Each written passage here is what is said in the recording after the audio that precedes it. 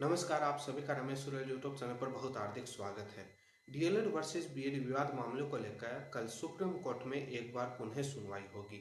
ये सुनवाई supreme court में justice Bela M Trivedi and justice Pankaj Mittal ji की बेंच में इस मामले की सुनवाई होगी।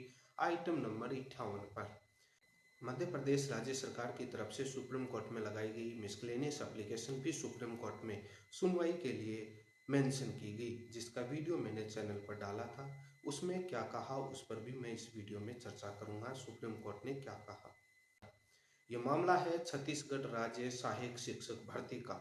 आप सभी को मालूम होगा कि छत्तीसगढ़ हाई कोर्ट ने सहायक शिक्षक भर्ती में देवेश शर्मा का जजमेंट इम्प्लीमेंट करते हुए आदेश पारित किया। उसके बाद बीएड छात्र सुप्रीम कोर्ट एसएलपी लेकर पहुंच गए, जहां पर जस्टिस एएस बोपन्ना जी के बेंच ने हाईकोर्ट के ऑर्डर पर स्टे दे दिया था। उसके बाद बीएड शामिल हो गई एक नई रूपरेखा, जिसको उस आदेश को बीएड ने काफी यूज करने की कोशिश करी, लेकिन बाकी राज्यों में सफलता नहीं मिली। लेकिन काफी महीनों के बाद सुप्रीम कोर्ट में कल उस मामले में सुनवाई होगी। आप सभी को मालूम है कि जस्टिस एएस बोपन्ना जी ने उस मामले में स्टे दिया था। कल ये मामला देखने लायक होगा कि जस्टिस बेला एम त्रिवेदी की बेंच इस मामले को सुनवाई करेगी या नहीं, या उसी बेंच में रेफर कर दिया जाएगा जिस बेंच ने स्टे दिया था। क्योंकि अक्सर सुप्रीम कोर्ट में देखा जाता है कि जो बेंच जिस मामले को सुनती है उसी बेंच में उस मामले को रेफर किया जाता है। ये इसलिए बता रहा हूँ कि सुप्रीम कोर्ट में जब एनसीटी के नोटिफिकेशन कानून को लेकर जब मामला चल रहा था, उस समय भी जस्टिस बेला एम त्रिवेदी की बेंच में मामला गया था। उस समय जस्टिस बेला एम त्रिवेदी की बेंच ने सुनने से इनकार कर दिया और जिस बेंच में मैटर सुनाया गया वहीं रेफर कर दिया गया। कल ये मामला देखने लायक होगा कि जस्टिस बेला एम त्रिवेदी की बेंच इस मामले को सुनवाई करती है या नहीं। आपको उस मामले की सुनवाई मेरे YouTube चैनल पर वीडियो के माध्यम से देखने को मिलेगी, इसलिए आप चैनल को सब्सक्राइब करें, सभी जगह शेयर करें। कल सुप्रीम कोर्ट में क्या होता है आपको लाइव घटनाएं देखने को मिल जाएं, कौन वकील क्या बोलता है। लेकिन कल बहुत कम चांसेस हैं, बहुत कम बार होता है सुप्रीम कोर्ट में जो बेंच जिस मामले को सुनती है उसी बेंच में सुनाया जाता है। जो ऑर्डर पास कर देती है, स्टे या कोई भी अंतरिम ऑर्डर, उसी बेंच के पास जाता है जो पार्ट हियर्ड मैटर होता है। कोई स्पेशल कंडीशन में ही वो बेंच दूसरी बेंच सुन सकती है मैटर को।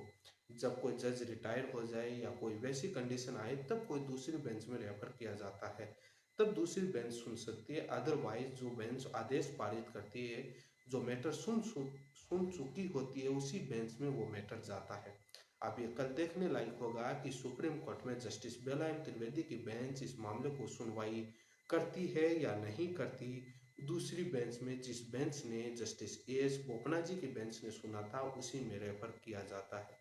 अब कल क्या होता है उसके बाद 27 तारीख को 27 फरवरी 2024 को छत्तीसगढ़ हाईकोर्ट में भी इस मामले की सुनवाई है।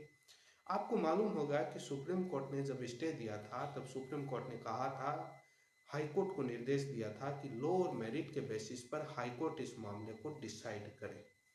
अब ये मामला हाईकोर्ट पर पूरी गेंद डाली हुई है, तो अब देखते हैं कि कल सुप्रीम कोर्ट में क्या होता है। क्योंकि मामला हाईकोर्ट में लो और मेरिट के बेसिस पर डिसाइड करने का आदेश दिया हुआ है, तो क्या वो सुन पाएंगे या नहीं सुन पाएंगे, क्योंकि हाईकोर्ट को आदेश दिया हुआ है और हाईकोर्ट कई मैटर के तारीख पड़ी, सुनवाई नहीं हुई। लेकिन क्या दूसरी बेंच उस मामले को सुन पाएगी या नहीं सुन पाएगी, ये सबसे बड़ा सवाल है। कल देखते हैं क्या होता है क्या नहीं होता है।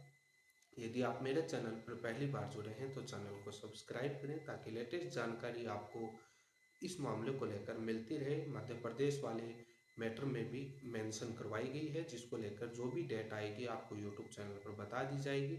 सुप्रीम कोर्ट ने उस दिन सुनवाई के दौरान तारीख नहीं दी, उन्होंने कहा कि हमने मैटर को मेंशन किया है, देख लिया है, हम जल्द ही इसको लिस्टेड कर देंगे। अब देखने लायक होगा कि कब वो मैटर को लिस्टेड करते हैं। जजों के ध्यान में ला दिया गया कि हाईकोर्ट में इससे आपके आदेश की वजह से, एप्लीकेशन की वजह से मिसयूज हो रहा है, तो अब वो मैटर जल्द ही उसमें लिस्टेड होकर आएगा। अब उसमें तारीख परिवर्तन नहीं आएगी, जो आएगा वो मैटर मेंशन होकर आएगा, क्योंकि सारे रजिस्ट्रार सब जगह एप्लीकेशन दी हुई थी और जजों के सामने भी, उसी बेंच के सामने मैटर को मेंशन भी करवा दिया गया था। इसी के साथ आप सभी का बहुत बहुत धन्यवाद।